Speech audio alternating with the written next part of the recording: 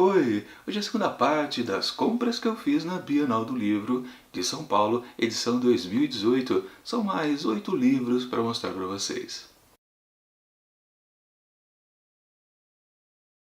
Pois é, ainda estamos em ritmo de Bienal do Livro de São Paulo, edição 2018. Que, aliás, a feira continua até o próximo domingo, dia 12 de agosto.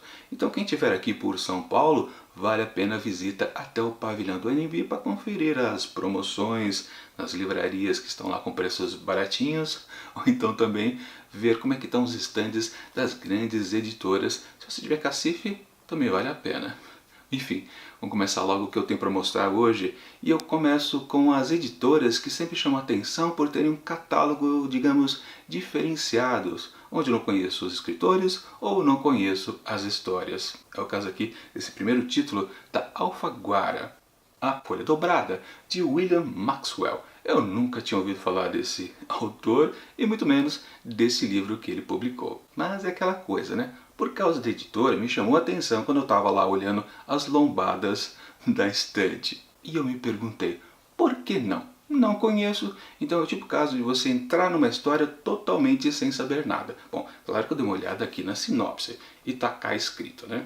A Folha Dobrada é uma comovente história sobre a força da amizade. É também um livro emblemático de William Maxwell, autor clássico da literatura norte-americana e um dos mais importantes editores de ficção da revista The New York. Bom, isso ajudou ou não ajudou? Não muito. Mas enfim, publicado agora pela primeira vez no Brasil, o romance narra a trajetória nas primeiras décadas do século XX de dois garotos, Lemmy e Spud, que se tornam companheiros inseparáveis, apesar dos temperamentos opostos. Sim, também não acrescenta muita coisa, não gera muita curiosidade, mas, como eu disse, é mais, acho que, a força do nome da editora que faz a gente pensar, poxa, é uma editora que sempre apresenta boas histórias, e por que não dar uma experimentada aqui? É o que eu vou fazer. Uma viagem no escuro. Por outro lado, a gente pode navegar por coisas que a gente conhece muito bem ou que tem até um certo trauma lá do passado, especificamente lá do tempo de escola. E eu digo isso sobre matemática. Pois é, lá no meio das promoções eu achei um livro sobre matemática. 20.000 léguas matemáticas. Não confunda com 20.000 léguas submarinas do Júlio Verne. Não, isso aqui é matemática mesmo. A gente vai navegar pela matemática do autor A.K. Dewdney. Sim, é um livro, olha só, o subtítulo é interessante. Um passeio pelo misterioso mundo dos números. Não sei se vocês já viram isso, livros que tratam de matemática, mas que tem uma pegada literária. Sim, tem uma espécie de historinha aqui, um fio narrativo, digamos assim. Geralmente é um personagem que vai andando por aí e ele esbarra com enigmas matemáticos. É o caso aqui também desse livro, que propõe de uma certa maneira a gente se familiarizar com esse trauma que a gente tem dos números. E é por isso que eu bati o olho lá naquela pilha cheia de exemplares desse título aqui e peguei um fácil. Bom, pessoalmente eu gosto de matemática, não que eu manjo bastante e tenha sido bom lá no tempo de escola com essa matéria, não. Eu gosto, tenho interesse em aprender, principalmente quando é assim, tem uma certa narrativa e a gente vai acompanhando o personagem. Enfim, eu achei interessante. Agora, nessa de ficar pulando de stand em stand atrás de promoções, você acaba topando também com algumas coincidências inesperadas. Olha só a história que eu vou contar para vocês. Antes da feira, dias antes, eu estava no canal Primeira Prateleira, do Humberto Conzo. Aliás, se vocês não conhecem o Humberto, eu vou deixar o link aqui em cima para vocês darem uma conferida no canal dele. Ele faz ótimos vídeos também. E num deles que ele postou semana passada, ele estava comentando sobre os debates que ele assistiria lá dentro da Bienal do Livro. E eu comentei no vídeo dele que eu não sou muito de assistir aos debates, eu prefiro mais o chão da feira, ficar entrando nos estandes, procurando promoções. Enfim, resumindo, eu acabei entrando dentro de um debate quando eu estava acompanhando o pessoal do meu grupo de amigos booktubers. Fui no embalo, né? E acabei assistindo um debate lá, onde tinha esta autora aqui, ó, a Luisa Geisler, e aqui com seu livro Quiçá. Lá ela comentou durante o debate, né, sobre como ela ganhou o prêmio Sesc de Literatura em 2011. Esse aqui foi o prêmio, foi o romance vencedor. E não é que depois, horas depois, eu estava andando lá nos estandes e justamente topei com um livro que eu tinha acabado de ver ela comentar. Para falar a verdade, durante o debate eu não tinha prestado atenção no sobrenome dela. Sabia que era Luísa e era G alguma coisa. Aí quando eu bati o olho na pilha também de livros lá, eu falei, ué, será que é ela? E era, né? Depois confirmei que está aqui a marcação, que é o Prêmio Sesc de Literatura. Então, peguei rapidamente e adquiri este livro. Digamos que aqui não foi coisa de coincidência, né? Foi coisa de destino. Eu falei que eu não ia ver um debate. Acabei indo ao debate, conhecendo a autora e topando com o livro dela. Legal, né? Antes de continuar, deixa eu dar a dica, né? Todos os títulos que eu estou mostrando aqui nesse vídeo, eu estou deixando um link na descrição do vídeo para você poder adquirir, caso você tenha algum interesse por essas histórias ou então pelos seus autores. Lembrando, né? Se você faz a compra através desses links, que são todos da Amazon, você acaba ajudando o Montado de Livros porque eu ganho aquela comissãozinha de vendedor. Bom, continuando. Alguns livros chamam a atenção pela capa, e foi o caso desse aqui, que é uma capa gritante. Olha só o visual dessa capa, como é chamativo.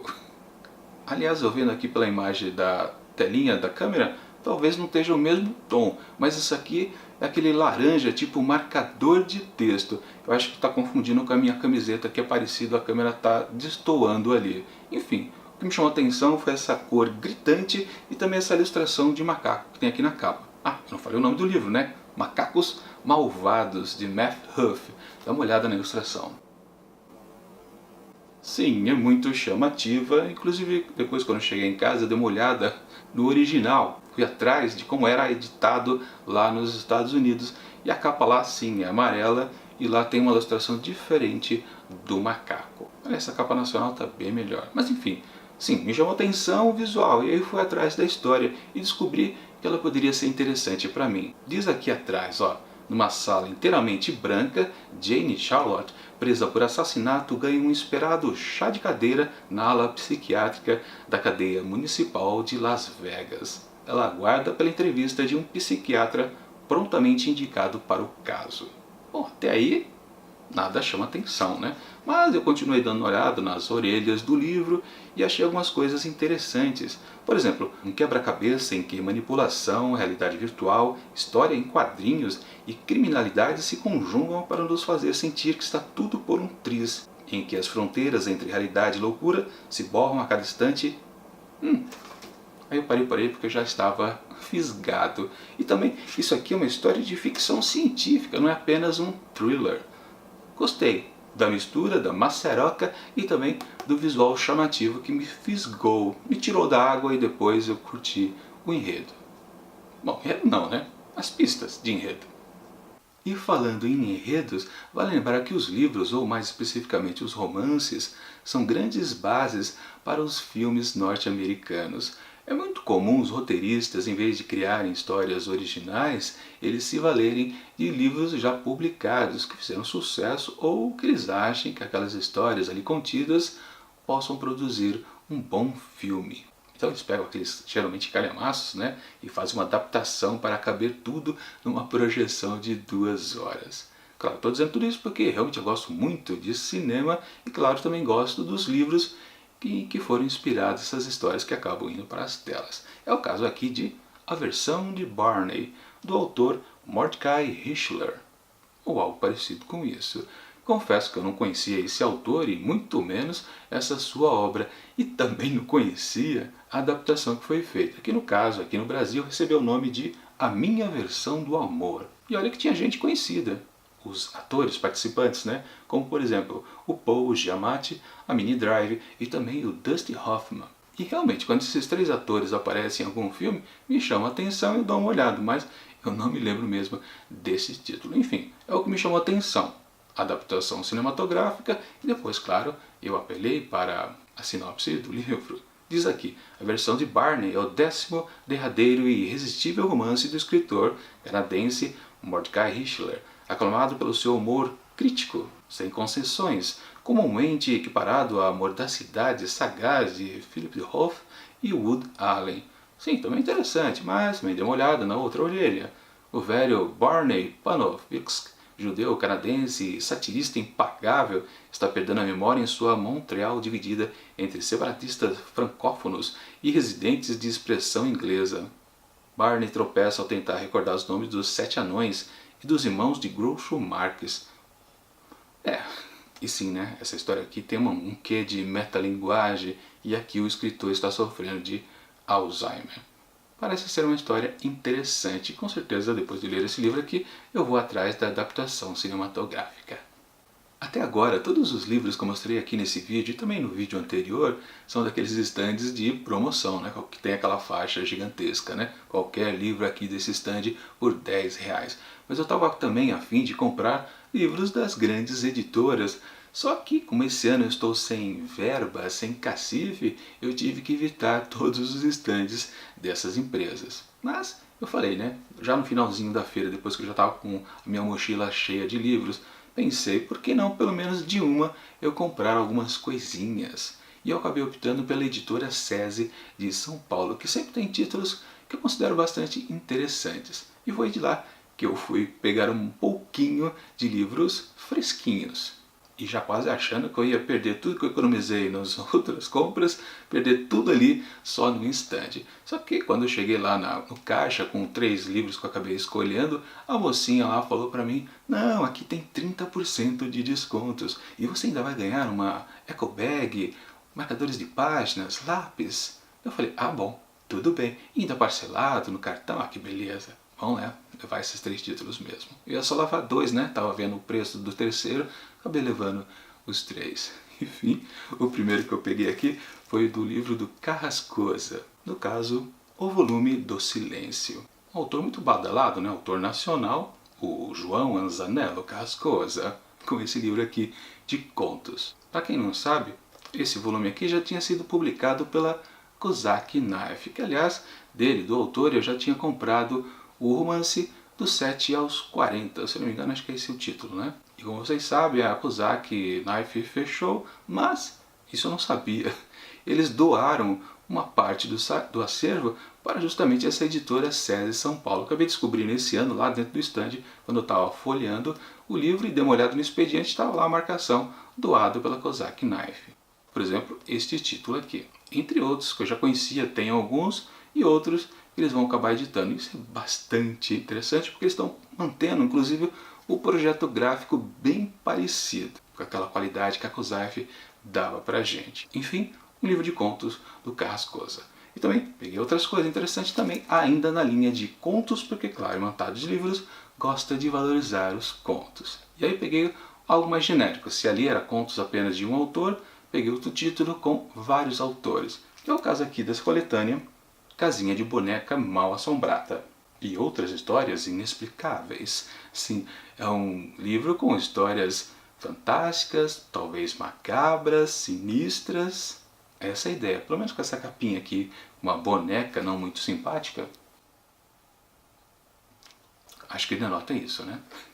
Os autores que estão aqui presentes são, por exemplo, Arthur Conan Doyle, Émile Zola, H.G. Wells, Guy de Maupassant, M.R. James, esse autor eu não conheço, nunca ouvi falar, Bram Stoker, esse eu conheço, né, Drácula, e Henry James.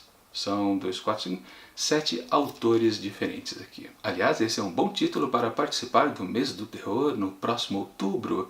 Mas não, eu já estou agendando ler livros, contos do Edgar Allan Poe, mais 12 contos, lá daquele projeto que eu comecei ano passado, que aliás eu deixo aqui em cima os contos de Edgar Allan Poe, caso você curta esse autor. Enfim, talvez eu leia esse livro aqui ainda nesse ano no projeto Contos do Meio-Dia, ou então eu deixo para o ano que vem, justamente no mês do terror. Ainda vou pensar no assunto. Bom, e para fechar esses livros novinhos em folhas que eu comprei lá na editora SESI, eu achei também essa belezinha aqui em capa dura de Contos do Machado de Assis. Titulado aqui, uma seleção, né? Mulheres de Machado. Se eu não me engano, são 11 contos que estão aqui nesse volume. E eu já peguei esse título aqui já pensando no futuro também, né? Porque eu penso no ano que vem, 2019, ler a maior quantidade possível de contos do Machadão. Vocês sabem, né? Ele publicou cerca de 200 contos na sua carreira. É difícil achar um livro onde tenha tudo publicado. Algumas coisas você pode achar em PDF, e-book, né? Mas em livro assim, bem feito, bem acabado, é difícil. Mas eu estou juntando vários. Bom, aqui temos 11, tem os outros que eu tenho por aí, enfim. Aqui só sobre protagonistas femininas. Dos contos que tem aqui eu só li A Missa do Galo. Bastante interessante essa história. Os outros eu não li, então eu estou no lucro. Não tem história repetida, ou pelo menos mais de uma repetida. E vocês gostam do Machado de Assis? Digam aqui nos comentários do vídeo. Bom, nessa segunda parte aqui das compras que eu fiz na Bienal do Livro de São Paulo, edição 2018, eu acho que eu também me mandei bem e peguei bons títulos no final das contas. Bom, agora eu quero saber de vocês se vocês vão ainda à Bienal e se vão comprar alguma coisa por lá. Porque agora eu começo já a economizar para o ano que vem. Talvez eu vá na Bienal do Rio ou pelo menos lá na Flip, na Feira Internacional de Paraty. Não sei ao certo, depende do que o pessoal lá do grupo de Booktubers decidir. A gente vai em bando para lá, né? Talvez. Enfim, enquanto essas ideias não se concretizam, eu deixo aqui do lado dicas de outros unboxings ou book haul aqui do canal. E até mais!